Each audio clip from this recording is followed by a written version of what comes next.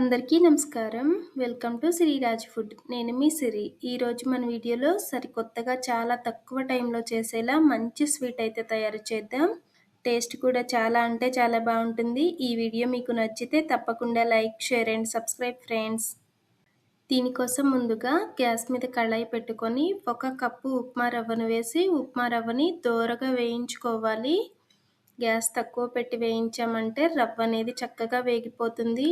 ఎక్కువ రంగు రావాల్సిన అవసరం లేదు. లేత రంగు వస్తే సరిపోతుంది. రవ్వ అనేది ఈ మాత్రం వేగిన తర్వాత అరకప్పు నెయ్యి వేసి నెయ్యి కరిగి రవ్వలో కలిసేలాగా కలుపుకోవాలి.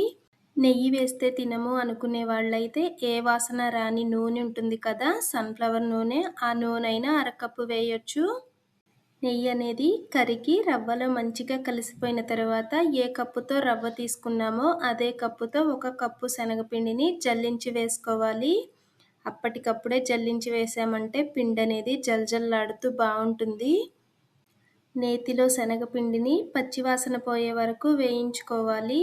మన ఛానల్లో ఇంకా ఈజీగా తక్కువ టైంలో చేసే స్వీట్స్, స్నాక్స్, హెల్దీ రెసిపీస్ చాలా ఉన్నాయి. కుదిరితే ఒక్కసారి చూడండి. వీడియోస్ మీకు నచ్చితే తప్పకుండా సబ్స్క్రైబ్ చేయండి. రవ్వ, శనగపిండి అనేది వేగి పొడి పొడిగా తయారైన తర్వాత 1 కప్పు పాలని కొద్ది కొద్దిగా పోసుకుంటూ ఉండలేమి కట్టకుండా కలుపుకోవాలి. పాలు పోస్తే తినము అనుకునే వాళ్ళైతే 1 కప్పు నీటిని మరిగించి పోసామంటే సరిపోతుంది. పాలు పోసిన తర్వాత ఉండలు కట్టినట్టుగా అనిపించినా కానీ మనం గ్యాస్ తక్కువ పెట్టి వేయిస్తూ ఉన్నామంటే చక్కగా పొడి పొడిగా రవ్వలాగా అయిపోతుంది. ఇలా రవ్వలా అయిన తర్వాత గ్యాస్ ఆఫ్ చేసి మూత పెట్టి పక్కన పెట్టేద్దాం. గ్యాస్ మీద కళాయి పెట్టుకొని 1 కప్పు పంచదార వేసి అరకప్పు నీళ్లు పోసి పంచదారని లేత తీగ పాకం వచ్చేలా మరిగించుకోవాలి. పంచదారకి బదులుగా బెల్లమైనా వేయొచ్చు. బెల్లమైనా అంతే. కప్పు బెల్లం వేసి లేత తీగ పాకం వస్తే సరిపోతుంది. కప్పు రవ్వ, కప్పు శనగపిండికి 1 కప్పు పంచదార కానీ బెల్లం కానీ కరెక్ట్గా సరిపోతుంది. పంచదార లేత పాకం వచ్చేసరికి మనం ముందు వేయించి పెట్టుకున్న మిశ్రమాన్ని మూత తీసి ఇంకొకసారి మంచిగా కలిపేద్దాం.